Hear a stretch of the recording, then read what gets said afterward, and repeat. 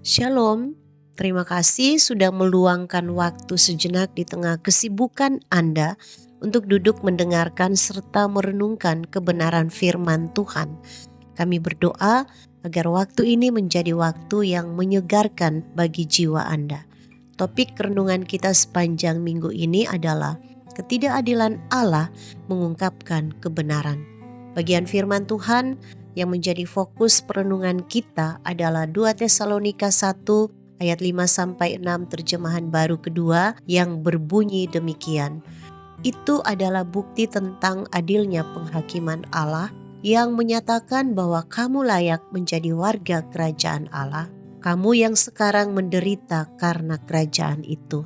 Sebab memang adil bagi Allah untuk membalaskan penindasan kepada mereka yang menindas kamu. Jemaat yang dikasihi Tuhan, sebuah kenyataan yang tak terpungkiri bahwa kejujuran pada masa kini menjadi semakin langka. Tekanan sosial yang begitu besar seringkali menyebabkan banyak orang yang lebih memilih tidak jujur. Mari kita mengingat kembali masa saat kita masih bersekolah. Kita mungkin pernah menjumpai seorang siswi yang berusaha tetap jujur ketika mengerjakan ujian. Alih-alih mengikuti teman di sekitarnya untuk secara diam-diam membuka buku catatan saat pengawas ujian lengah. Alih-alih mendapat pujian, siswa tersebut justru mendapat ejekan dan pengucilan dari teman-temannya karena dianggap sok jujur. Meskipun demikian, ia tetap teguh pada pendiriannya untuk selalu jujur dalam mengerjakan ujian. Mengapa demikian? Sebab ia percaya Allah mengasihi orang-orang yang hidup dalam kebenaran dan sesuai kehendak Allah. Ia menyadari bahwa penilaian Allah jauh lebih berharga daripada penilaian teman-temannya. Kejadian serupa juga dialami oleh jemaat di Tesalonika. Tekanan hidup yang mereka alami jauh lebih berat daripada sekedar ejekan yang diterima oleh siswa pada perumpamaan di atas. Namun, penganiayaan dan penindasan yang mereka alami karena iman mereka tidak membuat mereka menjadi lemah.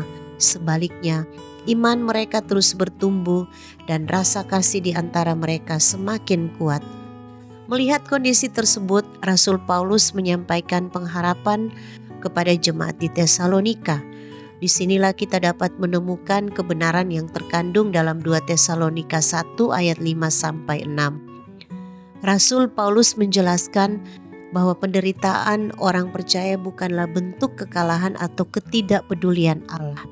Pada ayat 5, Rasul Paulus menegaskan bahwa ketabahan dalam penderitaan merupakan bukti keadilan penghakiman Allah. Sejatinya, penderitaan yang dialami oleh jemaat di Tesalonika berfungsi sebagai alat uji.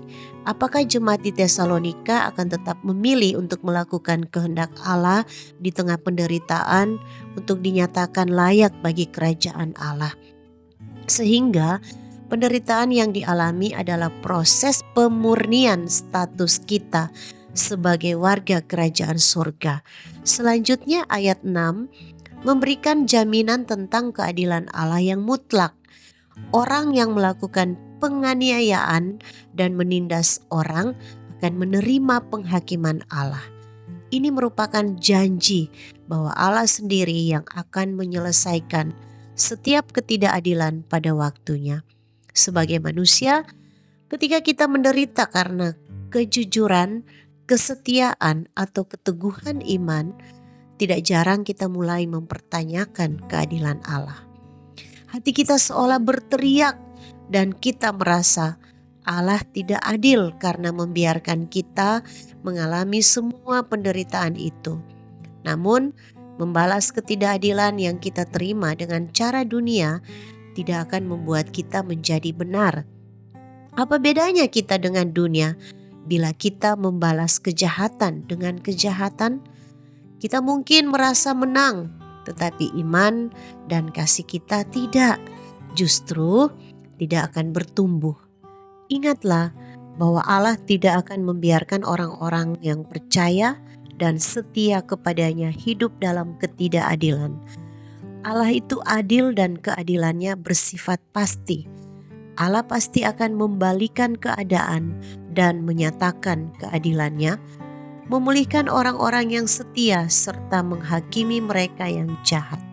Sekalipun tampaknya keadilan Allah tidak datang secepat harapan kita, tapi keadilan Allah pasti datang pada waktu yang tepat. Mari kita merenungkan sejenak, apakah kita masih akan membalas ketidakadilan yang kita terima dengan cara-cara dunia, ataukah kita memilih menunggu Allah menyatakan keadilannya dan mengungkap kebenaran? Mari kita berdoa. Tuhan, kami mengucap syukur karena Engkau senantiasa melihat setiap pergumulan kami. Tuntunlah kami untuk tetap setia dan percaya pada keadilan-Mu. Kuatkanlah iman kami dan ajarlah kami untuk selalu menyerahkan keadilan sepenuhnya ke dalam tangan kasih-Mu. Amin. Kiranya renungan hari ini boleh menuntun langkah kita sepanjang hari ini. Selamat beraktivitas dan sampai jumpa lagi dalam renungan kita bersama esok hari. Tuhan Yesus memberkati.